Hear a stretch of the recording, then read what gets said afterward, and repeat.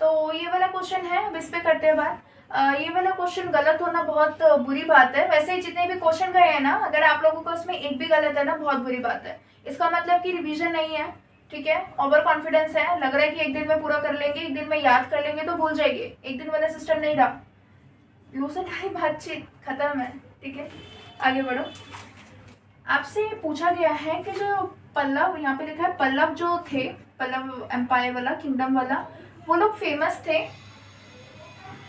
Local government की वजह से, विलेज एडमिनिस्ट्रेशन की वजह से। तो क्या ये सच है?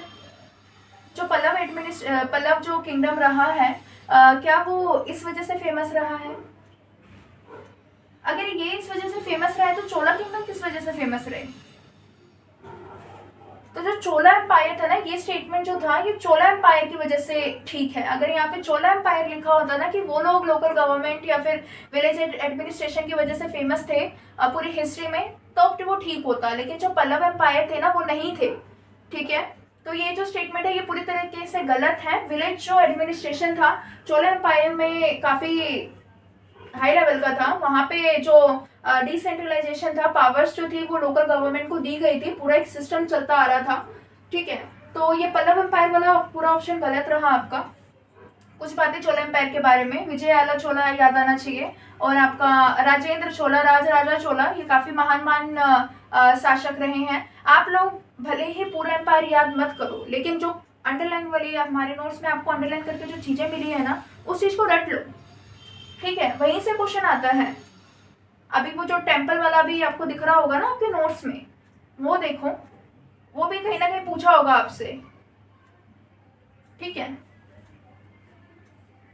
तो ये वाला ऑप्शन आपका गलत। अच्छा, चोला एडमिनिस्ट्रेशन के अंदर ना जो विलेज एडमिनिस्ट्रेशन था, इसके अंदर कुछ एलिजिबिलिटी क्राइटेरिया भी था, ठीक है। कुछ लोगों को कुछ ही लोगों को इसमें पार्टिसिपेट करने का मौका मिलता था सभा वगैरह में। तो ये पूरा आपको याद करना पड़ेगा, ठीक है। किसी के पास प्रॉपर्टी है, कोई पढ़ा लिखा है, शिक्षित है, सेक्टर सारे कुछ एलिजिबिलिटी क्राइटेरिया है।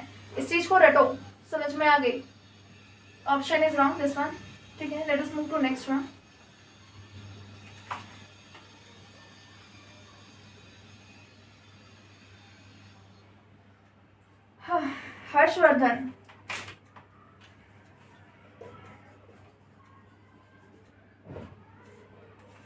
हर्षवर्धन, आपसे ऑप्शन में पूछे हैं, जो हर्षवर्धन है वो फर्स्ट हिंदू किंग है पूरी हिस्ट्री में।